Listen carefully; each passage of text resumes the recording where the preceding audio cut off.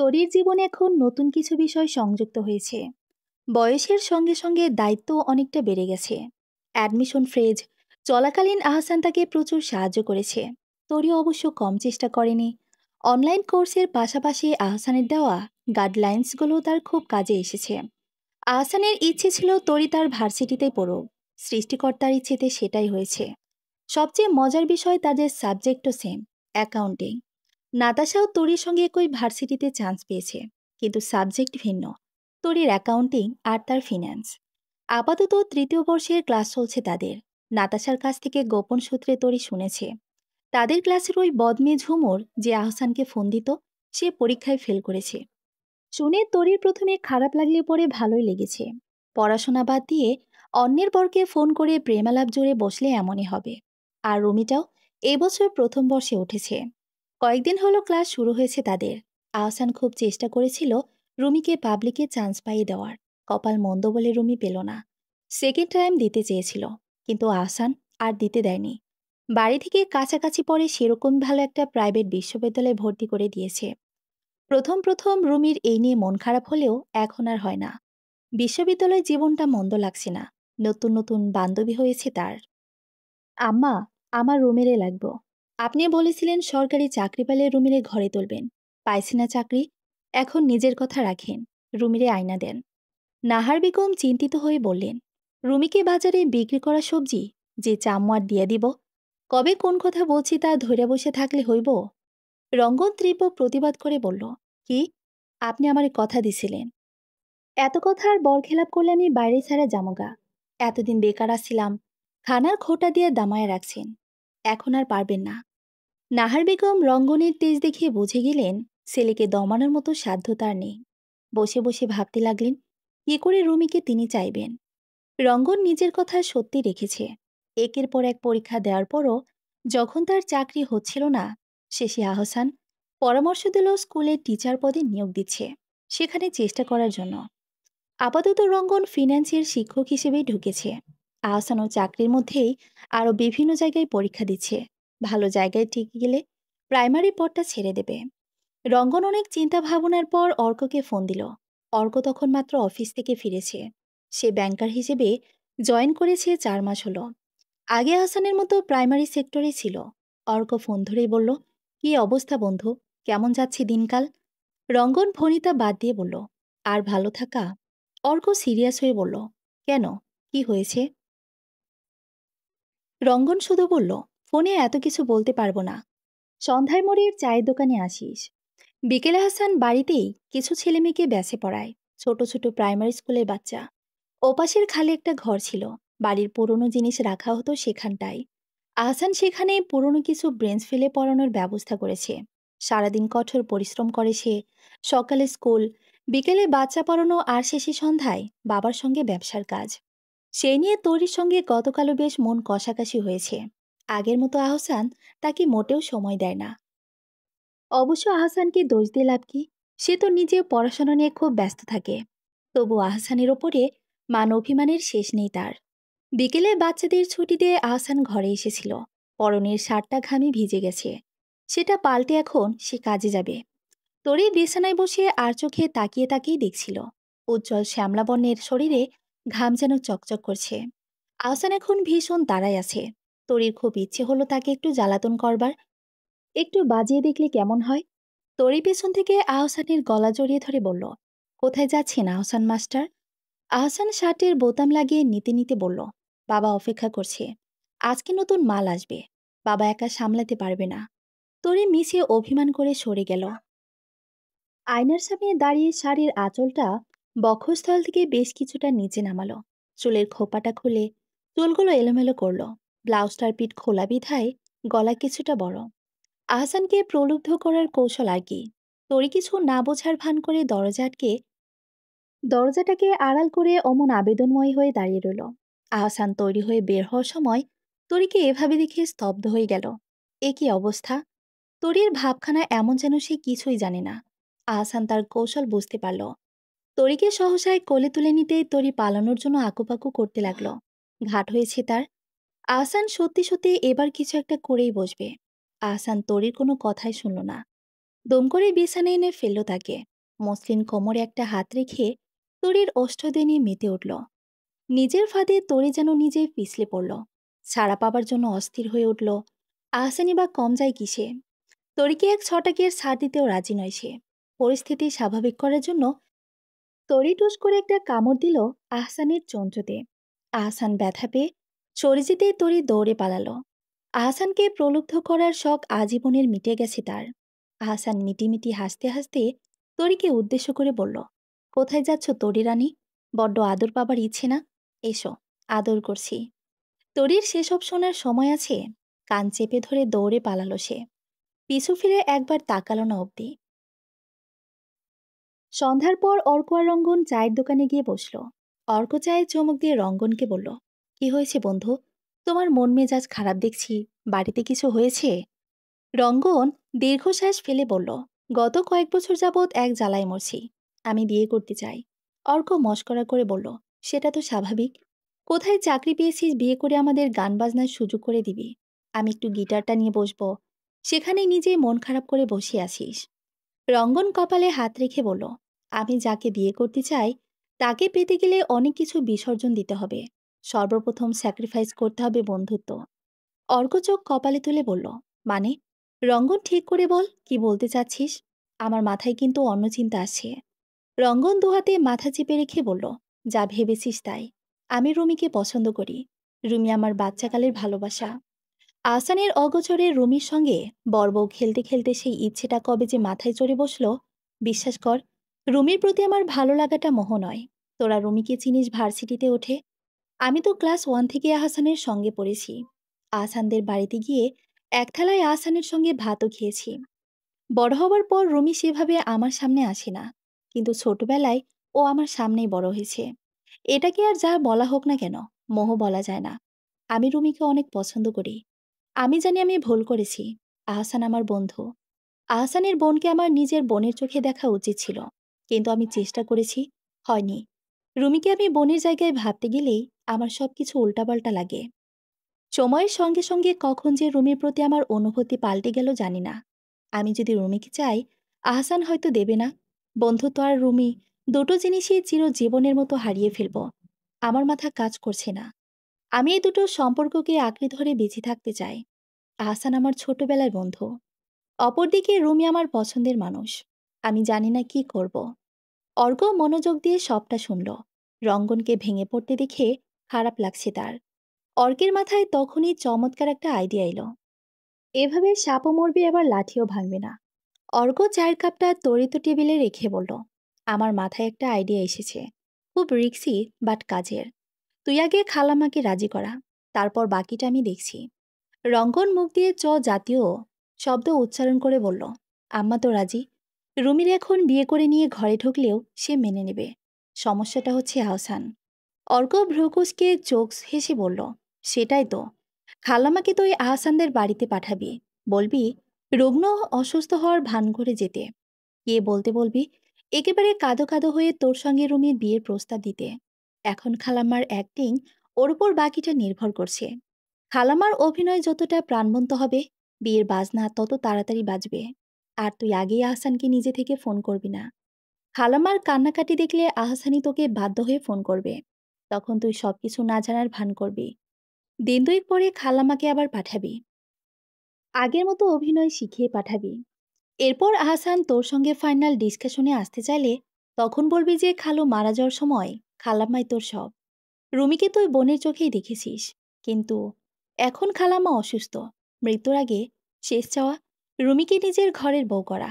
তাই তুই এখন রুমিকে বিয়ে করতে রাজি আছিস। আর কথাগুলো স্বাভাবিকভাবে বলবি না। চোখে প্রয়োজন হলে পেঁয়াজ ঢলে নিবি। এরপর কান্নামাখা গলায় সবটা বলবি। আহসানের যদিও মন নরম, খালাম্মার কান্না দেখলেই গলে যাবে। তোর কাঁদার প্রয়োজন হবে না। তবে safety first. So be careful. বন্ধুত্ব ছিন্ন না করে রুমিকে বিয়ে করার এটাই মোক্ষম উপায়। সাপও মরল না, আর লাঠিও ভাঙল না। খালাম্মাকে ঠিকঠাক বুঝিয়ে তারপর পাঠাবি। খালাম্মার অ্যাক্টিংয়ের ওপর কিন্তু এখন সবটা। আর একদমও তাড়াহুড়ো করবি না। ঠান্ডা মাথায় সবটা বুঝে শুনে কোপ দিবি। আমি আর সৌম্য হাসানের ক্লোজ। আহসান অবশ্য আমাদের সবকিছু বলবে। আমি তোর দিক থেকে তোর হয়ে সাফাই গাইব। ভাব ধরব আমি অগ্রিম কিছুই জানি না। কিন্তু আহসান সব বলার পর তোর পজিটিভ দিকগুলো আহসানের কাছে তুলে ধরব। রঙ্গন হাঁ করে এতক্ষণ সবটা শুনে বনে গিয়েছিল। অর্ককে এ কারণে বোধ হয় বিটলা বলা হয়। কি সুনিপুণ কৌশল! রঙ্গনের মাথায় এসব কিছু একবারও আসেনি। রঙ্গন নিজের চুলে হাত বুলিয়ে বলল, আমাকে কবে পাঠাবো? অর্ক ভেবে ভেবে বলল, কাল বা পরশু। এরপরে 2 দিন সরকারি ছুটি আছে। আহসান, রুমি আর আহসানের ওয়াইফ তিনজনই সেদিন বাড়িতে থাকবে। খালাম্মা এত মানুষের মাঝে ঘাবড়ে গিয়ে অ্যাক্টিং করতে পারবে না। কাল বা পরশু সবকিছু ঘোলা। দুপুরের আগে আগে খালাম্মাকে পাঠাবে। আহসানের বাবা থাকলে থাকবেন, বাট মেইন ফোকাস আহসানের মা আর দাদি। ওনাদের থেকে কথা পাশ হয়ে গেলে খালোয়ার আহসানের কানে যাবে। এরপর আরেকদিন আহসান বাড়িতে থাকাকালীন খালাম্মাকে পাঠাবে। রঙ্গন পকেট থেকে ম্যানিব্যাগটা বার করে বলল, তাহলে কালই পাঠাবো আম্মাকে। চল, বাজার থেকে আম্মার জন্য একটা নতুন শাড়ি কিনব। নতুন শাড়ি পরে আম্মা ছেলের বিয়ের জন্য প্রস্তাব নিয়ে যাবেন। বিয়ান বাড়িতে পুরনো শাড়ি পরে যা মানায় বল। রঙ্গনের কথা শুনে অর্ক হেসে ফেলল। বাইকে চড়ে শাড়ি কেনার উদ্দেশ্যে দুই বন্ধু বাজারের দিকটাই গেল। রঙ্গন নতুন শাড়ি কিনে নিয়ে মনের আনন্দে নাচতে নাচতে বাড়ি এলো। ঘরে ঢুকেই ব্যাগটা নাহার বেগমের হাতে দিয়ে বলল, ধরেন আম্মা, আপনি লেগে গিফট আনছি, গিফট। নাহার ব্যাগটা খুলে সত্যি দেখলেন ভেতরে একটা শাড়ি। মতলব কি এই ছেলের? এত সভ্য ভদ্র ছেলে তো আর নয়। রঙ্গনকে উদ্দেশ্য করে তিনি বললেন, আমার লেগে শাড়ি কিনে আনছিস? বাপ, সত্যি করে বলতো, তোর মাথায় কি ঘুরতাছে? মানুষের পোলাপান খুশি থাকলে তাদের বাপ মা খোদাতালার দরবারে শুক্রিয়া আদায় করে। অথচ তোরে খুশি দেখলে আমার ডর লাগে। না জানি আমার মাথায় কখন কাঁঠাল ভাঙা খাস। রঙ্গন বিছানায় বসে বাইকের চাবি আঙ্গুলে ঘোরাতে ঘোরাতে বলল, কালকে নতুন শাড়ি পইরা আপনি রুমিদের বাড়িতে যাইবেন। ঘুরতে না, আমার আর রুমির বিয়ের কথা পাকা করতে। নাহার বেগম আকাশ থেকে পড়লেন যেন। চিৎকার করে বললেন, কি, তুই কি পাগল হয়েছিস রে রঙ্গনা? এমন থাবড়া দিমু যে জন্মের বিয়ার সাথ মিটটা যাইব। রঙ্গন তাঁত কিরমির করতে করতে বলল, আপনি বিয়া দিবেন না আমারে? এ কথা বলে সে পাশের ঘরে গিয়ে খাটের তলা থেকে ইঁদুর মারা বিষ এনে নাহার বেগমের সামনে সেটা তুলে ধরে বলল, যদি কালকে বিয়ের কথা কইতে রুমিদের বাসায় না যান, তাইলে এই বিষ সব পেটে ঢালম। আপনার সয় সম্পত্তি সব কাওয়াই খাইব। নাহার বেগম মুখ ভেঙচি কেটে বললেন, খা, এই বিষের মেয়াদ গেছে গা। ওই দিন দেখলাম বিষের মধ্যে পিঁপড়া পড়ছে। খায়া দেখতে পারস, তয় তুই মরবি না। কই মাছের প্রাণ লয়ে আসছোস, এই ইঁদুরের বিষে তোর মতো জাউরা হারামজাদা মরব না। রঙ্গনের মেজাজ চটে গেল। এবার বিষের বোতল ফেলে রেখে রান্নাঘরে গেল। রান্নাঘরে সাজিয়ে রাখা অব্যবহৃত ছুরিটা নিজের হাতের কবজিতে ধরে বলল, যদি কালকে বিয়ের কথা কইতে না যান, তো আমি রঙ্গন ব্যাপারীওয়ালা ওয়াদা করলাম এই ছুরি দিয়ে হাতের রক কাটম। থাইকেন আপনি একলা। বলেই সে গটগট করতে করতে বড় পায়ে বেরিয়ে গেল। নাহার বেগম রঙ্গনের কাণ্ড দেখে কেঁদে উঠলেন। পাগলের মাথা ছুটেছে। বিগত কয়েক বছর এই সেই বুঝ দিয়ে ছেলেকে দমিয়ে রেখেছিলেন।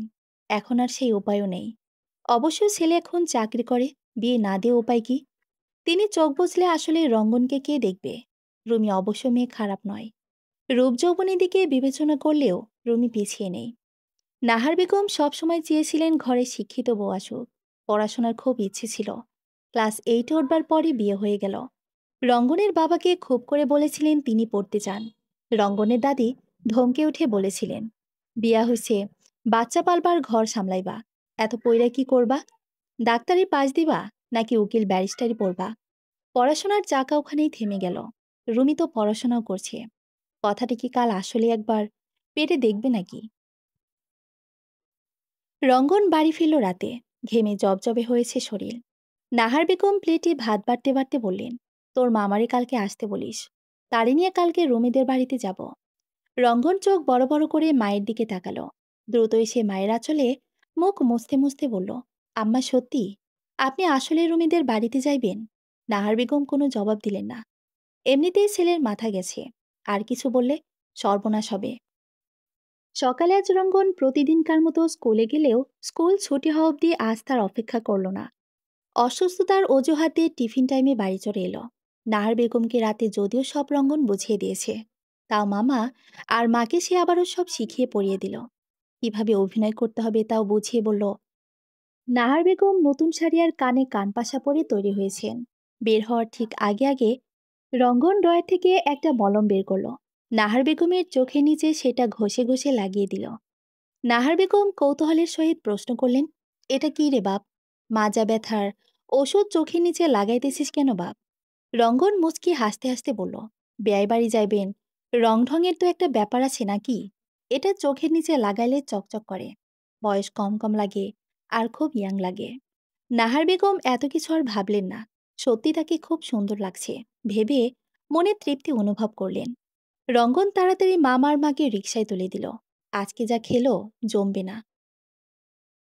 মাজদাক সরোয়ার নাস্তা করে বেরিয়ে গেছেন। আহসান স্কুলে গেছে। রুমিয়ার তরি কলেজে গেছে। আস্তে আস্তে দুপুর প্রায়। শোভা তখন দুপুরে রান্না সারছিলেন। মধুবিবি পাশে বসে বসে পুঁইশাকের পাতা বেছে দিচ্ছেন। তখনই আহসানদের বাড়ির সামনে রিকশা থামল। রিকশা থেকে নামলেন নাহার বেগম আর তার ভাই তৈয়ব আলী। নাহার বেগম রিকশা থেকে নেমে বাড়ির গেটে এসে কড়া নাড়তে শোভা এসে গেটটা খুলে দিলেন। ভদ্রমহিলা যে রঙ্গনের মা তা শোভা আগে থেকেই জানেন। আগে হাসানকে স্কুল থেকে আনতে গেলে দেখা হতো দুজনার। শোভা বিস্মিত হয়ে বললেন, ভাবি আপনি? কত বছর পর দেখলাম আপনাকে। ভেতরে আসুন ভাবি, ভেতরে আসুন। নাহার বেগম ভাইকে সঙ্গে করে ভেতরে ঢুকলেন। মধুবিবিকে দেখে তিনিও সালাম দিলেন। আগে রঙ্গনকে এই বাড়িতে মাঝে মধ্যে আসা হতো তার। রঙ্গনের বাবা মারা যাওয়ার পর থেকে সবকিছু কেমন বিবর্ণ লাগে বিধায় কোথাও যাওয়া হয় না। নাহার বেগম সোফায় বসলেন। শোভা নাস্তা নিয়ে আসতেই তিনি বললেন, এসব কেন করতে গেছেন ভাবি? আপনি রান্না খুব মজা। কিন্তু আমি আজকে কিছু খেতে আসি নাই, আসছিলাম একটা গুরুত্বপূর্ণ কথা বলতে। শোভা কৌতূহলী হয়ে জিজ্ঞেস করলেন, কি কথা ভাবি? নাহার বেগম অনুভব করলেন তার চোখ দুটো জ্বলে যাচ্ছে। কেমন যেন মৃদু ঝাঁঝালো গন্ধ টের পেলেন। তবুও স্বাভাবিক হয়ে বললেন, ভাবির রঙ্গনের বাপ মারা যাওয়ার পর থেকে আমার রঙ্গনের আর কেউ নাই। আমার শরীরটাও আজকাল ভালো যাইতেছে না। কখন চোখ বুজি কে জানে। আমার বোন রঙ্গনের কেই দেখে রাখব, সেই ব্যবস্থাও নাই। রঙ্গন এখন চাকরি করে, বিয়ের বয়সও হইয়া গেছে। আমার ইচ্ছে ছিল একটা মেয়ে সন্তানের। রঙ্গনের পরে তো আল্লাহ কোনো সন্তান দিল না। যা একজন ছিল আল্লাহ নিয়ে নিল। তাই চাইছিলাম রুমিরে রঙ্গনের জন্য চাইতে। আপনারা যদি একটু ভাইবা দেখতেন ভাবি। এটুকু বলে নাহার বেগম চোখ বন্ধ করে ফেলতেন। চোখে তীব্র জ্বালা পোড়ার কারণে টপটপ করে চোখ দিয়ে পানি পড়তে লাগলো। নাহার বেগম হাত দিয়ে বারবার পানি মোছার চেষ্টা করলেন। যতবার চোখে হাত যাচ্ছে জ্বালা পোড়া যেন আরও বাড়ছে।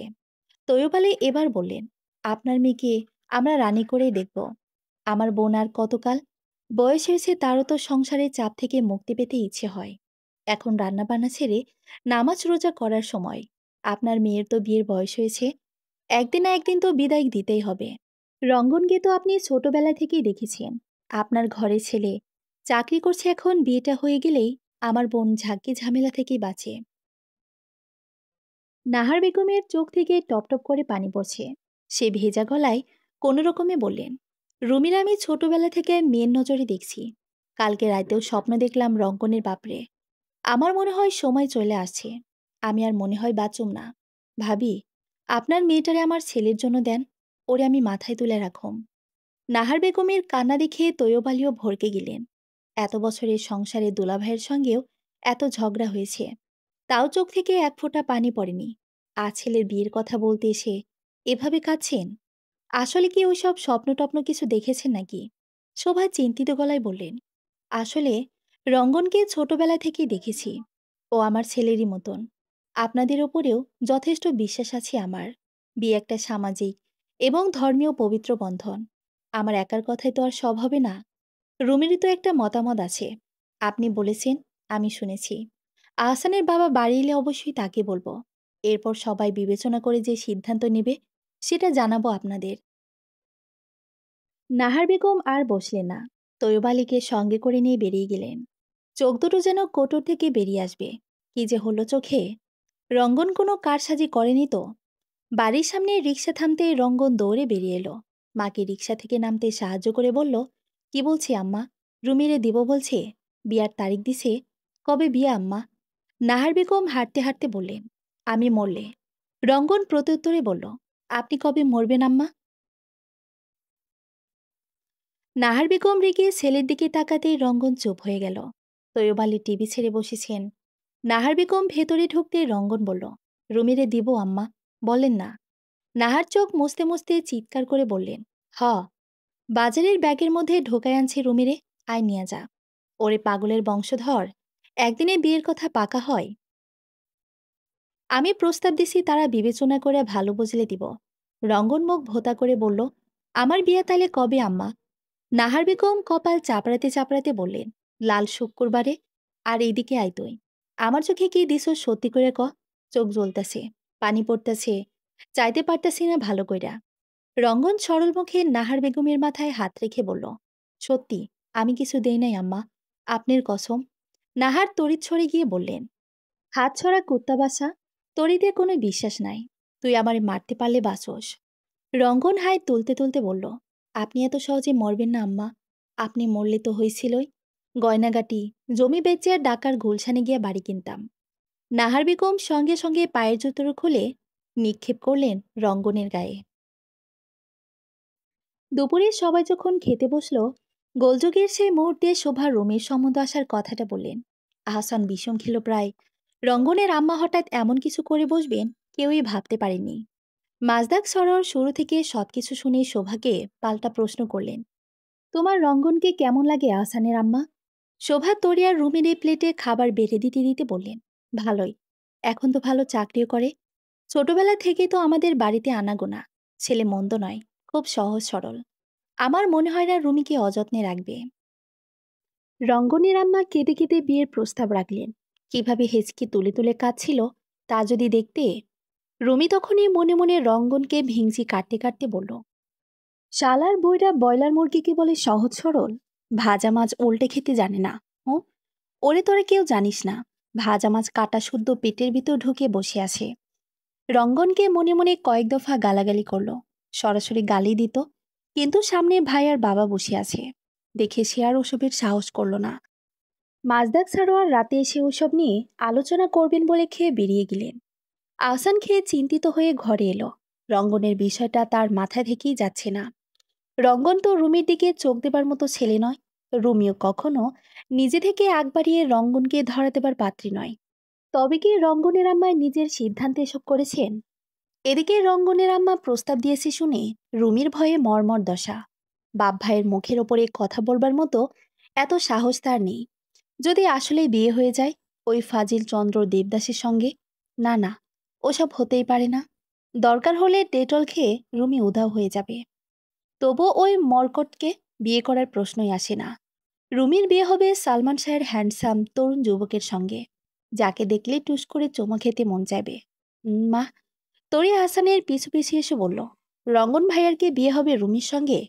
আহসান গম্ভীর গলায় বলল, সম্বন্ধ রাখলেই বুঝি বিয়ে হয়ে যায়? তরি আহসানের গলা জড়িয়ে ধরে বলল, যাই তো। আপনার বাবা মা যখন আমাকে দেখতে এলেন, মাও কি জিনিস বলেন আমায় বুঝ দিয়েছিলেন। এখন দেখুন, বিয়ে করে সংসারে হয়ে স্বামী ধর্ম পালন করছি। আহসান তরিকে কোলে বসিয়ে বলল, তা কেমন লাগছে আমার সংসার করে? তরি কৃত্রিম সুরে বলল, খুব বাজে। খেয়াল রাখেন না, ভালোবাসেন না, শুধু বকনি খাই। আহসান তরির দিকে এগিয়ে এলো। উন্মুক্ত পিঠে ছুঁয়ে দিতে দিতে তরির ওষ্ঠের দিকে এগোতেই তরি তাকে প্রথমবারের মতো নিজে থেকে চুম্বন করলো। তরি আবেদন করলে আহসান কি সাড়া না দিয়ে পারে? সেদিন দুপুরটা ওভাবেই বিছানায় কেটে গেল। কপত কপতি কেউ কাউকে ছাড় দিতে নারাজ। বিকেলে ছেলে মেয়ে পড়াতে গিয়ে আহসান হাঁচি দিতে দিতে কোপকাত। একদিনে দুবার গোসল করার ফলাফল। সন্ধ্যার পর রঙ্গনী ফোন করলো অর্ককে। রঙ্গন কিছু বলার আগেই অর্ক বলল, খালাম্মা তো আজকে ছক্কা মেরে দিয়ে এসেছে বন্ধু। রঙ্গন হতবিয়াবল হয়ে বলল, তুই কি করে জানলি বন্ধু? আহসান ফোন করেছিল তোকে? সৌম্য সায় জানিয়ে বলল, হ্যাঁ, একটু আগেই কথা হলো আহসানের সঙ্গে। আমি ভান করেছি আমি কিছুই জানি না, একটু মশলা অ্যাড করেছি আর কি। আহসান বলেছিল বিয়ের বিষয়টা নিয়ে ভাবাটা ঠিক হবে নাকি। আমি তোর গুণগান গেয়েছি এবং এটাও বলেছি যে খালাম্মার বয়স হয়েছে, রুমিকে বিশ্বাস করে হয়তো সংসারের ভার তুলে দিতে চাচ্ছেন। তুই একটু ভেবে দেখতে পারিস। রঙ্গন পরিচিত আমাদের, রুমিকে মনে হয় না কোনো কিছুর কমতি বুঝতে দেবে। রঙ্গন খুশিতে দাঁত কেলাতে কেলাতে বলল, বেশ করেছিস বন্ধু। আমার রুমির সঙ্গে সেটিং হয়ে গেলে আমাদের বিয়েতে তুই হবি স্পেশাল গেস্ট। আমার বিয়ের টেবিলের খাসিটা আজ তো তোর পাতেই দেব। সৌম্য হাসতে হাসতে বলল, আচ্ছা তারিস, আমার খাওয়া দাওয়ার বেলায় কোনো না নেই। একটা কথা বলে এবার, খালাম্মা এত চমৎকার অ্যাক্টিং করলো কি করে? সত্যি সত্যি নাকি আহসানদের বাড়িতে গিয়ে আহসানের আম্মার সামনে কেঁদে ফেলেছেন? এই কর্মসাধন হলো কি করে বন্ধু? এত বড় শিল্পী অভিনেত্রী তোদের বাড়িতে কেন এখনো? খালাম্মাকে ধরে বেঁধে বিটিভিতে দিয়ায়। রঙ্গন ভেঙচি কেটে বলল, অভিনয় না ছাই। এত বছরের সংসারে আব্বার সঙ্গে ঝগড়া করেও কখনো কাঁদতে দেখিনি। সে কিনা ছেলের বিয়ের প্রস্তাব দিতে গিয়ে সেভাবে বসে কাঁদবে? যা বলিস না। যাওয়ার সময় যখন সেজেগুজে তৈরি হচ্ছিল, তখন ড্রয়ার থেকে মোপটা বের করে চোখের নিচে ঘষে দিয়েছি। কাহিনী মেয়ে বহুত সারা টুইস্ট হয়ে দোস্ত। অর্ক হাসতে হাসতে লুটুপুটি খেতে লাগলো। শেষ অব্দি মুভ। অর্কের কথাই সত্যি হয়েছে। রাতে খাওয়া দাওয়ার পর রঙ্গন যখন বিছানায় গায়ে এলিয়ে দিল, তখনই আহসানের ফোনে তার ঘোর কাটল। দ্রুত বিছানা থেকে উঠে বসল সে। কলটা রিসিভ করে আহসানকে বলল, কি অবস্থা বন্ধু, কেমন আছিস? এত রাতে? আহসান পড়ার ঘরে বসে নিরিবিড়ি রঙ্গনের সঙ্গে কথা বলছিল। টেবিলের উপরের পেনটা ঘোরাতে ঘোরাতে বলল, আসলে আজকে ফিরতে দেরি হয়ে গেছে। সেই প্রসঙ্গ বরং থাক। একটা বিশেষ প্রয়োজনে ফোন করেছিলাম তোকে। খালাম্মা আজ আমাদের বাড়িতে এসেছিল। তোর জন্য রুমিকে চেয়ে গেছেন। রুমির জন্য প্রস্তাব দিয়েছেন। রঙ্গন কপট অবাক হওয়ার ভান করে বলল, রুমি? আম্মা এসব কখন করলো? আমার মাথাটা গেছে বুঝেছিস? কি সব আবুল তাবুল স্বপ্ন দেখে। সারাদিন সে ঘরেই থাকে। রুমি আমার বোনের মতো। আমার জন্য আম্মা কেন যে রুমিকে চাইতে গেলেন? আহসান খানিকক্ষণ বাদে বলল, হুম, তুই আসলে বিবেচনা করে জানা তুই কি চাস। আমি রুমির সঙ্গেও কথা বলবো। যদি দুজনের মতামত মিলে তবে বাবা আর আমি মিলে সিদ্ধান্ত নেব। তুই মাথা ঠান্ডা করে কিছুদিন ভেবে নে। তোর মতামত আমাকে জানাতে ভুলবি না। রঙ্গন প্রত্যুত্তরে বলল, মতামত জানানোর কি আছে বন্ধু? দেখ, রুমি আমার ছোট বোনের মতো। ওর সঙ্গে আমার যায় বল। কোথায় রুমি আর কোথায় আমি? আম্মার মাথাটা সত্যিই গেছে। তুই এসব নিয়ে আর ভাবিস না। আমি আম্মাকে বুঝিয়ে বলবো। রুমি এখন পড়ছে তাই পড়তে দে। আহসান আর কথা বলল না। তার বড্ড ঘুম আসছে। ফোনটা রেখে সে তরির কাছে ঘরে এলো। সেই সকালে উঠে গরমে ক্লাসে করে ক্লান্ত মেয়েটা খেয়ে দিয়ে বিছানায় ছড়িয়ে ছিটিয়ে ঘুমিয়ে পড়েছে। আহসান তরিকে ঠিক করে শুয়ে দিল। তরিকে জড়িয়ে ধরে গলার ভাঁজে মুখ গুজে দিয়ে কখন যে ঘুমিয়ে গেল নিজেও। রুমির চোখে আজ ঘুম নেই। বিছানায় শুয়ে এপাশ ওপাশ করতে লাগলো।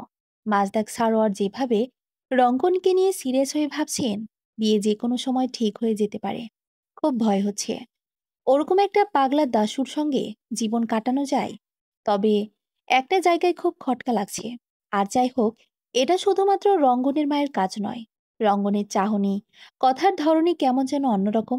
বাড়িতে এলে এক পলকের জন্য চোখাচোখি হলেও রুমের দিকে হাঁ করে তাকিয়ে থাকত। কলেজ চলাকালীন প্রায় কলেজের সামনে ঘুরঘুর করত। রুমের উপস্থিতি বুঝে ফেললেই আড়াল করে ফেলতো নিজেকে। রঙ্গন কি পছন্দ করে তাকে? কেন যেন রুমির তাই মনে হচ্ছে। আগ বাড়িয়ে সবসময় আলাপ জমাতে চাইতো রুমির সঙ্গে। কথার ভঙ্গিমাও কেমন একটা যেন ছিল। কি হচ্ছে কে জানে। রুমি এবারও পাশ ফিরতেই মধুবেবী চিৎকার করে বললেন, সকালে ক্লাসে যাবি না? ঘুমাস না কেন সেরি?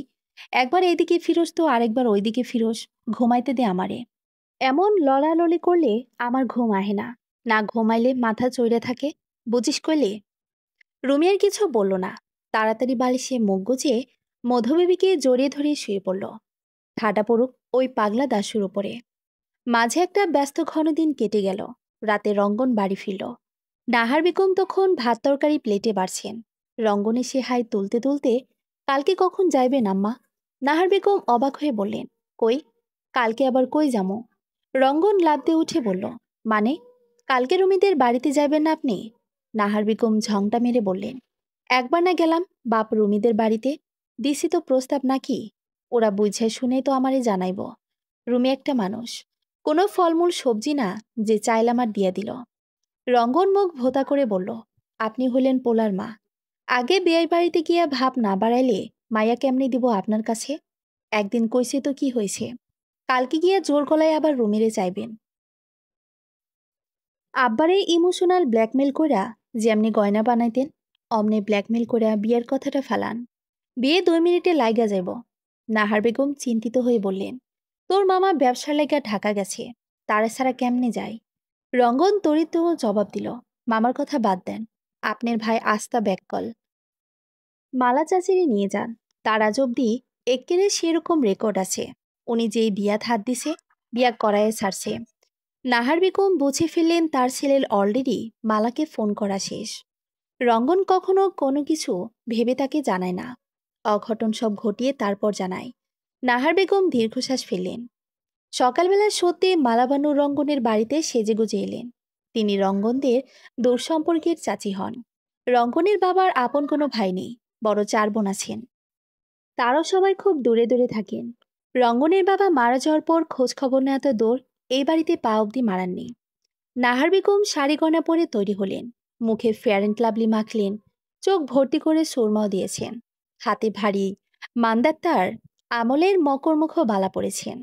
মালাবানু রঙ্গনকে আশ্বস্ত করে বললেন, আমারে ডাকছুস বাপ, তোর বিয়ার বাজনা যদি না বাজাইছি তো আমার নাম মালাবানু না। এ নিয়ে 48 নাম্বার বিয়ার ঘটকালি করতেছি। রঙ্গন ফিসফিস করে বলল, যদি এই জায়গায় আমার লক লাগাই দিতে পারেন, তাইলে আমি সামনের মাসে বেতন পাইয়াই আম্মার আম্মার লেগা নতুন একরকম জামদানি শাড়ি কিন্না পাঠামো। উপহার পাবার কথা শুনে মালাবানুর মুখটা চকচক করে উঠল। দাঁতের সবগুলো পাটির দাঁত বের করে রঙ্গনের দিকে তাকিয়ে হাসলেন। তখনই রিকশালার হাঁকডাক শুনে রঙ্গন তাড়া দিয়ে নাহার বেগম আর মালাবানুকে রিকশায় উঠিয়ে দিলেন। সেদিনের মতোই রিকশা রমিদের বাড়ির সামনে এসে থামল। নাহার বেগম আর মালাবানু ভেতরে ঢুকে দরজায় করাঘাত করলেন। তরে এসে দরজা খুলতে অপরিচিত দুটো মহিলা দেখে চমকে গেল। ভেতরে তাদের বসতে দিয়ে রান্নাঘরে গিয়ে শোভাকে উদ্দেশ্য করে বলল, মা, দুজন ভদ্রমহিলা এসেছেন বাড়িতে, আপনার খোঁজ করছিলেন, একবার শুনে যান মা একটু। শোভা হাতের কাজ সামলে এসে দেখলেন ড্রয়িং রুমে নাহার বেগম বসে আছেন। শোভা তরিকে ইশারা দিয়ে বললেন, তোমার বাবার আহসানকে একটু ডেকে আনো। মাজদাক সারোয়ারকে একবার ডাক দিতেই তিনি চলে এলেন। আহসান ছুটির দিনে সকালে ছেলে মেয়ে পড়ায়, বাচ্চাদের হাতের কাজ দিয়ে বুঝিয়ে দিয়ে সে এলো। রঙ্গনের মাকে দেখে সালাম জানিয়ে বসল।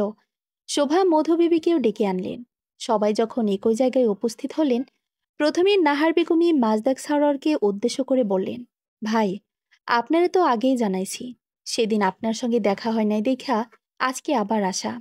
আমার রঙ্গন এখন সরকারি স্কুলে মাস্টারি করে, বেতনের অঙ্কটা ভালোই। পুরান হলে আরও কয়েক বছর গেলে হয়তো আরও বাড়বে। এমনিতেও রঙ্গনের আব্বা কম কিছু রাইখা যায় নাই। জানেনই তো, আমার ছেলেটার বাপ নাই, আমার একটাই সন্তান। ওর আর কোনো বড় ভাই বোনও নাই। আমি ছাড়া ধরতে গেলে দুনিয়াতে এতিম। আমি আর কয়কাল বলেন ভাই, একদিন সবারে যাইতেই হইব, আজ হোক বা কালকা। আমার শরীরটাও আজকাল ভালো যায় না, কখন খোদাতালা ডাক দেয় তাও জানি না। মরার আগে পোলাটার একটা গতি করে রাখতে পারলে ভালো হইতো। আমি ছাড়া ওর আর কে আছি কন? আপনাদের বাসায় রঙ্গন রিয়া কত আছি। রুমিরে আমার অনেক পছন্দ, দেখেই বোঝা যায় খুব লক্ষ্মী মেয়ে। কখনো চিৎকার চেঁচেমেচি বা উচ্চস্বরে কথাও কইতে দেখি নাই। আমার খুব শিক্ষিত বইয়ের শখ। বিয়ের পর রুমি পড়াশোনা করলেও সমস্যা নাই। রঙ্গন সারাদিন থাকে বাইরে, আমি একলা মানুষ, তাই রান্নাবান্নার ঝামেলা নাই। রুমি চাইলে প্রতিদিন ক্লাসেও যাইতে পারবো। আপনি তো ছোট থাইকাই রঙ্গনরে দেখছেন, একটু দেখেন না ভাই, বাড়ির সবাইরে নিয়ে একটু বইসা চিন্তা ভাবনা করে দেখেন। কথা শেষ হওয়ার পরপরই বিগত দিনের মতো নাহার বেগমের চোখ থেকে টপ টপ করে পানি পড়তে লাগলো। আজ তো রঙ্গন উল্টাপাল্টা কিছু তার চোখেই দেয়নি, আজ কেন চোখে জ্বালা করছে। নাহার বেগমের কান্না দেখে মাল্লাবানু বললেন, ভাই সাব, এলাকায় আপনার অনেক সুনাম শুনছি। আমি রঙ্গনের চাচি লাগি সম্পর্কে। আমার যায়ের শরীরটা আসলেই ভালো নাই, এসব উল্টাপাল্টা স্বপ্ন দেখা সারাদিন খালি কান্দে, কবে কি হইয়া যায়। আপনি একটু ভাইবা দেখেন ভাই, ছেলেও ভালো, আবার আপনার পরিচিত। মেয়ে সন্তান হলো মায়ের মতো, বাড়িও কাছে আমাদের। মেয়ের জন্য মন খারাপ লাগলে যখন তখন ঘুরে আসবেন, মেয়ের কাছে না রাখতেও পারবেন। পড়াশোনা নিয়েও তো আমাদের কোনো আপত্তি নাই, মন চাইলে চাকরিও করব, সমস্যা কি। মাজদাক সারোয়ার আর চোখে নাহার বেগমের দিকে তাকালেন। ভদ্রমহিলা এভাবে হেঁচকি তুলে তুলে কাঁদছেন কেন? রুমিকে এতই পছন্দ হয়েছে তার? এই পুরোটা সময় দরজার আড়াল থেকে সবটা শুনছিল রুমি। রঙ্গনের মাকে বড্ড সরল সোজা মনে হলো তার। বিয়ের প্রস্তাব দিতে এসে এভাবে কাঁদছেন। আহারে, আচ্ছা, এত ভদ্র প্রকৃতির সরল সোজা মানুষের পেট থেকে ওই বিটকেল কি করে বের হলো? নাহার বেগম মালাবানু চলে যাওয়ার পর আহসান আর মাজদাক সারোয়ার, শোভা ও মধুবিবি মিলে সিরিয়াস ডিসকাশনে বসলেন। ভদ্রমহিলা 2 দিন কাঁদতে কাঁদতে ছুটে এসেছেন। তাকে কি খালি হাতে ফিরিয়ে দেওয়া যায়? রুমি মতিগতি খারাপ দেখে তরিকে ইশারা করে বলল, ভাবি, ভাইয়ের ফোনটা একটু মিনিটের জন্য একটু এনে দিবে, একটু কাজ ছিল। তরি তাকে আহসানের ফোনটা এনে দিতেই সেটা থেকে রঙ্গনের নাম্বারটা টুকে মধুবিবির ফোন দিয়ে রঙ্গনকে কল করল রুমি। আন্নোর নাম্বার দেখে রঙ্গন প্রথমে ধরল না। কয়েকবার রিং হওয়ার পর কল রিসিভ করে বলল, হ্যালো, কে? রুমি ইতস্ত বোধ নিয়ে বলল, আমি রুমি বলছি। রঙ্গন চমকে উঠল। বুকটা কেমন ধক করে উঠল। রুমি ফোন করেছে তাকে? রুমি ঢোক গিলে বলল, আপনার আম্মা এসব কি শুরু করেছেন বলুন তো? ছেলে মানুষই কান্না করলে চলে কি? তাকে একটু বুঝিয়ে বলুন না। আর আপনি আমার 12 বছরের বড়। এত বেশি এজ ডিফারেন্স নিয়ে আমি সংসার করতে পারবো না। একটু বুঝিয়ে বলুন আপনার মাকে। রঙ্গন সঙ্গে সঙ্গে বলল, 12 বছর?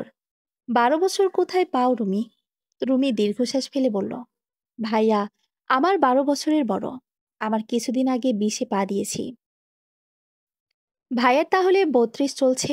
আপনি এর ভাইয়ার সমবয়সী। তো 12 বছর হলো না? রঙ্গন তেতে উঠে বলল, তোমার মাথা গেছে রুমি। শোনো, আমি আমার বাপ মায়ের ব্রিলিয়ান্ট আইনস্টাইন বাচ্চা। আমি তোমার ভাইয়ের চেয়ে 2 বছরের ছোট। আমি প্লে, নার্সারি এসব পড়ি নাই। ডিরেক্ট ক্লাস 1-এ ভর্তি করে দিছি আম্মা। ক্লাস 1-এই আহসানের সঙ্গে পরিচয়। আমার বর্তমান বয়স 30। 32 কোথায় পাও তুমি? সৌম অর্ক আমারে আগে মাঝে মধ্যে ছোট ছোট বইলা খেপাইতো। শোনো নাই কোনোদিন? রুমি কিছু বলার আগে মধুবিবি ঘরে এসে পড়লেন। রুমি ফোনটা রেখে তাড়াতাড়ি কেটে পড়ল। ধরা খেলে সর্বনাশ। নাহার বেগম বাড়ি ফিরেই রঙ্গনকে চেপে ধরে বললেন, গোলামের পোড়া, সত্যি করে ক, আমার চোখে কি দিছস? আমার চোখ জ্বইলা যাইতেছে। মায়ের খাওয়ানোর আগে সোজা কথায় আয়। রঙ্গন কিছু না জানার ভান করে বলল, আমি কি জানি? রাস্তায় বাইর হলে আপনার হুঁশ থাকে না। চোখে মুখে কি আয়া পড়ছে সেইটা দেখেন। হুদাই কিছু হইলে আমারে দোষ দেন। যত দোষ রঙ্গন ঘোষ। নাহার বেগম চোখে বারবার পানি ছিটা দিতে লাগলেন। চোখে যে কি পড়ল! আহসান আর মাজদাক মিলে খুব ভাবল। রঙ্গন তাদের পরিচিত এবং বাড়িও একই এলাকায় পাশাপাশি প্রায়। মাজদাক আহসানকে বললেন রঙ্গনের সঙ্গে কথা বলতে। মাজদাক নিজে গেলেন রুমির সঙ্গে কথা বলতে।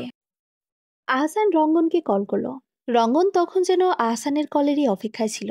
সে ভালো করে জানতো আজকের মেলোড্রামার পর আহসান তাকে কল দেবেই। আহসানের কল পেয়ে রঙ্গন দৌড়ে উঠে গিয়ে ড্রয়ার থেকে মুভঅন বের করলো। চোখের নিচে মুখ খানিকটা ঘষে নিল। নিমিষেই চোখে জ্বলন ধরে পানি পড়তে শুরু হলো। সেই কাদো কাদো গলা নিয়ে রঙ্গন কল ধরে বলল, হ্যালো। আহসান রঙ্গনের অস্বাভাবিক কণ্ঠস্বর শুনে বলল, কি হয়েছে বন্ধু? তুই কি কাঁদছিস? গলাটা এমন শোনাচ্ছে কেন? রঙ্গন নাক টেনে বলল, আর বলিস না বন্ধু। আম্মা যে কি শুরু করেছে! কিছু হলেই বলেন আমি মরে গেলে বুঝবি। আম্মা ছাড়া আমার আছে কি বল? কি যে করি! রুমির জন্য কি বললে? আমি কি করে বোঝাই বলতো? আহসান শান্ত গলায় বলল, শান্ত হয়ে বস বন্ধু। শোন, মাথায় ঠান্ডা কর। আমি একটা গুরুত্বপূর্ণ বিষয়ে কথা বলতে কল করেছি। রুমিকে তোর কেমন লাগে? রঙ্গন মিছে কাদার ভান করে বলল, বন্ধু, আম্মা ছাড়া আমার আর কেউ নেই। আমি একটু নিরামিষ আর কি। আমার মধ্যে ওসব আবেগ অনুভূতি কম। আমার রুমির জন্য পাগল হয়ে গিয়েছেন। আমার এসব দেখলে আমার বড্ড কষ্ট হয় বন্ধু। আমার কষ্ট সহ্য করতে পারি না। আম্মা যদি চাইতো আমার এই বিয়েতে অমত নেই। আম্মার খুশির জন্য আমি সব করতে পারি। বিয়ে তো একদিন না একদিন করতেই হতো। আম্মা যখন এত করে চাইছেন তো রুমিকে মেনে নিতে ক্ষতি কি? দীর্ঘ সময় কথাবার্তা চলার পর আহসান ফোন রাখল। রঙ্গন কোনো রকমে কল ছেড়ে চোখ ধুয়ে নিল। চোখের অবস্থা 12টা তার। রুমির জন্য এই অবস্থা তার। তাকে বিয়ে করার জন্য কত কষ্ট পরিশ্রম করতে যাচ্ছে। শুধু বিয়েটা হোক, প্রতি রাতেই বাসর হবে। প্রতি বছর একটা করে প্রোডাকশন হবে। সারা ঘর ভর্তি তার আর রুমির বাচ্চা থাকবে। বাচ্চারা আব্বা আব্বা বলে কোলে ঝাঁপিয়ে কাঁধে পড়বে। কি শান্তির জীবন! রঙ্গনের সব ছাইপাশ ভাবনার মাঝে অর্ক কল দিল। খুব উল্লসিত কণ্ঠে বলল, তোমার বিয়ে লেগে যাচ্ছে বন্ধু। আহসানের সঙ্গে মিনিট খানেক আগে কথা বলল। কাল বা পরশুই তোদের বাড়িতে হ্যাঁ বলে যাবে আহসানের পরিবার এসে। আমিও তেল ঝাল মিশিয়ে উস্কে দিয়েছি বিয়ে লাগলো বলে। রঙ্গন বিস্মিত হয়ে বলল, সত্যি? ওরে, আমার বিয়া হইতাছে রে। ওরে, কেউ আমারে ধর রে। আমি জ্ঞান হারাবো, মরেই যাব, বাঁচব না রে কেউ। অর্ক হাসির মাঝে বলল, তোর গলাটা এমন শোনাচ্ছে কেন রে রঙ্গন? রঙ্গন উপলব্ধি করলো তার চোখে তখন জ্বালা পোড়া হচ্ছে। চোখটা কোনো রকমে মুছে সে বলল, কুমিরের কান্না কেঁদেছিলাম রে বন্ধু। আহসান কল করেছিল, মুখ মেখে অ্যাক্টিং করেছি। কি চমৎকার অ্যাক্টিং! তুই যদি দেখতি রে।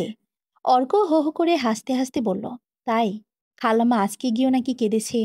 আজও মুভির ভেলকিবাজি চালিয়েছিস? রঙ্গন বাঁকা হেসে বলল, না রে, আগের দিন ধরা খেয়ে গিয়েছি, আজ অন্য স্টাইলে কোপ দিয়েছি।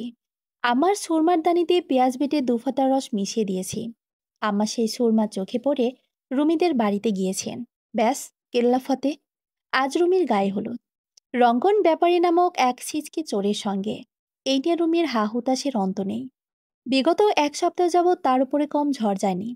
বিয়েটা কোনোভাবেই পিছাতে পারলে বেশ ভালো হতো, কিন্তু সামনে পুজোর ছুটি পড়েছে বিধায় আহসান এবং রঙ্গনের দুজনে ছুটি আছে। সেই অনুযায়ী বিয়ের ডেট ফিক্সড করা হয়েছে। রুমি যা কেলেঙ্কারির কর্মকাণ্ড ঘটিয়েছিল বাড়িতে, বিয়ে না করার জন্য আমরণ অনশন ধরে বসেছিল। শেষে শোভার মাজদাক মিলে বোঝালেন। আহসানও আদর করে বুঝিয়ে বলল, তবে আসল চিরে ভিজল মধুবিবির কথায়। মধুবিবি রুমিকে নিজের ঘরে বসিয়ে বললেন, শোন বোন, আজকালকার জামানা ভালো না। বেড়া মানুষের শরীরে চিপাই চিপাই শয়তানি। আমার বাপ বিয়া দিছিল এক পাল আন্ডা গোষ্ঠীওয়ালা পরিবারে। সারাদিন থালাবাটি মাজো, রান্ধন বারণ করো, ঘরের কাজ করো। কি কাওয়া মারা জীবন! রঙ্গন আর রঙ্গনের মা ছাড়া পরিবারে কেউ নেই, কাজ কামের ঝামেলাও নাই। আমার শাশুড়ির বাপের বাড়ি যাইতে দিত না, দূরে থেকে একলা যাইতেও পারতাম না। তুই যখন মন চায় আসতে পারবি, আসান তোর বাপ যখন তখন তোরে নিয়ে আসবো। এখনকার পোলাপান বইয়ের উপরে খুব জোর খাটায়, রঙ্গন সেটা পারবো না। তোরে ছোটবেলা থেকে চিনে একটা মায়া পড়ে গেছে। তোর বাপ বাচ্চা আছে, আহসান আছে। যদি উত্তুপুত্তু করলে আহসান গিয়া তোরে সারাই আনবো। সব দিক দিয়ে বিবেচনা করলে তুই রঙ্গনরে যাইত্যা ধর, তোর সব দিক দিয়ে লাভ। বাপের বাড়ির সাথেই থাকবি, নাটক করলে লাথি মারে আয়সা পড়বি। রুমির মাথা কথাগুলো একেবারে আটকে গেল। কথাগুলো খারাপ বলেনি বুবু, রঙ্গনকে ওরকম ছেলে যদিও মনে হয় না রুমির। মাথার তার দুটো ছেঁড়া, কিন্তু মারামারি করবার মতো ছেলে সে নয়, যথেষ্ট ভদ্র। বলে দেবে কি হ্যাঁ? ভাবাভাবির পর্ব শেষ করে রোমিও সংকোচ নিয়েই সায় জানিয়ে দিল। বিয়ের কার্যক্রম এভাবেই শুরু হয়ে গেল। রঙ্গন তো এই সেই বাহানায় এই কয়েকদিন বারবার রুমিকে দেখতে আসতো। রুমি পালিয়ে পালিয়ে বেড়ানোর চেষ্টা করত, ঠিকই খোঁজ নিত রুমিকে সে। কাল রাতে রঙ্গন একটা বিচ্ছিরি রকমের অশ্লীল কথা বলে গেছে রুমিকে। সেই নিয়ে রুমির মেজাজ খারাপ। কাল সন্ধ্যার পর রঙ্গন তাদের বাড়ি এসেছিল। রুমি মধুবিবির ঘরে লুকিয়েছিল। মধুবিবি তার টের পেয়ে ধরিয়ে দিয়েছিলেন রুমিকে রঙ্গনের হাতে। যাবার সময় রুমিকে ইশারায় নিজের কাছে ডেকেছিল রঙ্গন। রুমি কাছে যেতেই রুমির কানে সে ফিসফিস করে বলেছিল, পোলান্টিস খেলছো নাকি রোমানা ইয়াসমিন? কতদিন লুকিয়ে থাকবে? রুমি, রুমি বিয়ের পর তোমার সঙ্গে খেলবো আমি চুমোচুমি। এই বিচ্ছিরি কবিতা শুনে রুমি মুখ লুকিয়ে পালিয়েছিল। কি কথার ছিরি ছি! আজ সকালে রঙ্গনের বাড়ি থেকে লোক এসেছিল বিয়ে আর গায়ে হলুদের জিনিসগুলো দিতে। সেখানে রঙ্গন এক বিপত্তি ঘটালো। বিয়ের সব জিনিস দিতে আসে বাড়ির বড়রা। রঙ্গন বিয়ের ডালা হাতে তুলে সকলের সঙ্গে নিজেও হাজির। বাড়িতে সে সব নিয়ে এক প্রকার হাসাহাসি পড়ে গিয়েছিল। বেলা ছেলে কোথাকার! রুমির লজ্জায় গত হবার অবস্থা। মনোয়ারা আর গুনগুন আহসানদের বাড়িতে বিকেলে এলেন। গুনগুন একটা হলুদ শাড়ি পরেছে। এটা তাকে আহসান কিনে দিয়েছে। সে এখন ক্লাস 8-এ পড়ে। আহসান তাকে এখনও ফোকলা বলে রাগায়। গুনগুনের এখন সবগুলো দাঁত আছে, তাও দাঁত নিয়ে কি ঘোর অবিচার তার উপরে। গুনগুন তরির কাছে যাওয়া মাত্রই তরি তাকে কাঁচা ফুলের গয়না পরিয়ে দিল। বাড়ির সকল মেয়েদের জন্য আহসান কাঁচা ফুলের গয়না কিনে ফ্রিজে রেখে দিয়েছে। তরি আর গুনগুন একই রকম শাড়ি পরেছে। ফোনে আলাপ করে একই রকমভাবে সেজেওছে অবধি। আহসান সেই দেখে দোবনের দিকে বারবার তাকায়। গুনগুন তার চেহারার আদলটা একেবারে তরির মতো। এই মিল দুই বোনের। গুনগুন ফুলের গয়না পরে বাইরে বের হলো। রুমি পার্লারে সাজতে গিয়েছে বান্ধবীদের সঙ্গে। উঠোনে বড় করে স্টেজ বসানো হয়েছে। গুনগুন সেখানে বসে একটা ছবি তুলল। ছবিটা তাকে তুলে দিল তরি। তখনই হঠাৎ করে এক যুবকের আগমন ঘটল। তরির কাছে গিয়ে সালাম দিয়ে বলল, কেমন আছেন ভাবি? তরি সালামের জবাব দিয়ে ছেলেটার সঙ্গে হেসে কথা বলতে লাগলো। গুনগুন তাকে চেনে না বিধায় অস্বস্তিতে চোখ নামিয়ে নিল। এদিকে ওদিক তাকিয়ে বাড়ির ডেকোরেশন দেখতে লাগলো। আজ সবাইকে খুব সুন্দর লাগছে। আহসান ভাইয়া তরির ববুর সঙ্গে ম্যাচিং করে পাঞ্জাবি পরেছেন। খুব সুন্দর লাগছে দুজনকে। গুনগুন আসার পরে দুজনকে একসঙ্গে দাঁড় করিয়ে মনোয়ারার ফোন দিয়ে একটা ছবি তুলেছে। গুনগুন তরির দিকে তাকালো। তরির সঙ্গে কথা বলতে থাকা ছেলেটার দিকেও তাকালো। আহসানের কি হয় ছেলেটা? দুজনের চেহারায় খুব মিল। আহসানের মতোই খুব লম্বা ছেলেটা। ছেলেটা তরির সঙ্গে কথা বলা শেষ করে ভেতরে চলে গেল। গুনগুন তরিকে গিয়ে বলল, বুবু, এটা কে? ভাইয়ার কিছু হয় কি? চেহারায় খুব মিল দুজনের। তরি মুচকি এসে বলল, এটা আহসানের চাচাতো ভাই উচ্ছ্বাস। আহসানের ছোট চাচার ছেলে। আমাদের বিয়েতে তো এসেছিল, দেখিসনি? অবশ্যই তুই তো তখন খুব ছোট ছিলি। এত কিছু মনে থাকবি কি করে?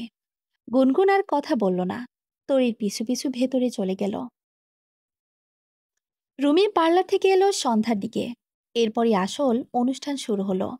একের পর একজন করে করে রুমির গালটাকে হরির লুটের মাল ভেবে হলুদ ছুঁয়ে দিতে লাগলো। গালটা খুব জ্বালা করছে। কে যে আবিষ্কার করেছিল এই হলুদ লাগানোর বিষয়টা? হতচ্ছাড়া কোথাকার। উঠোনে গানের আসর বসলো এক প্রকার। অর্ক আর সৌম্য এসেছে। তবে আজকের প্রধান আকর্ষণ দিলশান। সৌম্য আর দিলশান ম্যাচিং করে শাড়ি আর পাঞ্জাবি পরে এসেছে।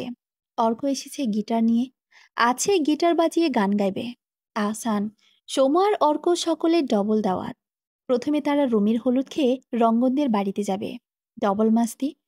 এই ভরা অনুষ্ঠানের মাঝে হঠাৎ অর্ককে কল করল রঙ্গন। গানের আওয়াজে সেভাবে কিছু শোনা যাচ্ছে না। অর্ক তাও কল রিসিভ করা মাত্রই রঙ্গন বলল, শালা কই তোরা, কখন আসবি? অর্ক ফোনটা চেপে ধরে বলল, আগে রুমির হলুদটা শেষ করি, তারপর সৌম্যকে সঙ্গে নিয়ে আসি। রঙ্গন হতাশ হয়ে বলল, রুমির আজকে অনেক সুন্দর লাগতেছে না? আমার মন চাইতেছে ফাল দিয়ে ওর বাড়িতে যাইতে। আম্মার কারণে যাইতে পারতেছি না। অর্ক ঠোঁট টিপে হেসে বলল, তুই আসলেই বলদ। তুই এভাবে আসলে সবার চোখে লাগবে। তুই খালাম্মার বোরকাটা গায়ে দিয়ে চলে আয়। রুমিকে দেখে যা, বইয়ের গায়ে হলো তো লাগিয়ে যা। রঙ্গনের মাথা নিমিষেই ঘুরে গেল। অশ্রমে যাওয়ার কথা বলে স্টেজ থেকে নেমে ঘরে গিয়ে নাহার বেগমের বোরকাটা পরে নিল। বাইক নিয়ে গেলে সবার সন্দেহ হবে, তাই পায়ে হেঁটে রওনা দিল। রুমি তখন ক্যামেরার দিকে তাকিয়েছিল। ক্যামেরাম্যান রুমির একের পর এক ছবি তুলেই যাচ্ছে। সে সময়ে বোরকা পরিহিতা একজন নারী স্টেজে উঠলেন। বেশ মোটা তাজা শরীর। হলুদ ছোঁয়ানোর সময় ভদ্রমহিলার হাত থেকে সন্দেহ হলো রুমির। নিকাব পরা বিধায় চিনতেও পারছে না সে। রুমি শুধু সন্দেহের বশে জিজ্ঞেস করল, কে আপনি? নাম কি আপনার? রঙ্গন নারী কণ্ঠস্বর নকল করে বললেন, আমার নাম সকিনা বানু। আমি শামচুল্লার আম্মা। রুমি দ্বিধায় পড়ে গেল, তাদের পুরো গোষ্ঠীতে শামচুল নামের কেউ নেই। মহিলাটি আসলে কে? আর কিছু ভাবার আগে নাচের আসর শুরু হলো। ডিজে গানে মাতালের মতো নাচছে বাড়ির ইয়াং ছেলেমেয়েগুলো। লাল নীল লাইটের আলোয় খেলায় কখন যে বোরকা পরিহিতা নারীটি অদৃশ্য হয়ে গেলেন তা রুমি টেরও পেল না। দিলশান আর তরির মধ্যে খুব ভাব হয়েছে। বয়সের খুব ডিফারেন্স থাকা সত্ত্বেও দুজনের বনেছে খুব ভালো। একটা খুব আনন্দের ঘটনা ঘটেছে। বিয়ের পরপরই সৌম্য দিলশানকে দেশের বাইরে চিকিৎসার জন্য নিয়ে গিয়েছিল। উন্নত চিকিৎসায় দিলশানের শরীরের উন্নতি ঘটেছে। দেশে আসার পরও দিলশান গাইনি চিকিৎসকের আওতায় ছিল। চিকিৎসায় কোনো কমতি রাখেনি সৌম্য। দুজনের চেষ্টা দেখে সৃষ্টিকর্তা তাদের দোয়া কবুল করেছেন। দিলশান এখন প্রেগনেন্ট। বেবির বয়স 4 মাস চলছে। প্রেগনেন্সির কারণে জবটা সে ছেড়ে দিয়েছে। আগে একবার মিসক্যারেজ এসে ভেঙে পড়েছিল। এবার তাই খুব সতর্ক সে। বাবু সুস্থভাবে পৃথিবীতে আসলে, একটু বড় হলে তারপর আবার জয়েন করবে জবে। তরির খুব ভালো লাগছে দিলশানকে দেখে। সন্তান একবার সে হারিয়েছে, তাই দিলশানের কষ্টটা সে বোঝে। সৃষ্টিকর্তা সকল দিলশানকে দিক, যা তার সত্যিকার অর্থে প্রাপ্য। আহসান হঠাৎই তরিকে ইশারা দিয়ে ঘরে আসতে বলল। আহসানের কিছু লাগবে ভেবে তরি উঠে গেল ঘরের দিকে। দরজার সামনে যেতেই আহসান তাকে টান দিয়ে ঘরের দরজাটা বন্ধ করে দিল। মতলব বুঝে তরি বলল, কি করছেন? বাড়ি ভর্তি মেহমান, কি ভাববে সবাই?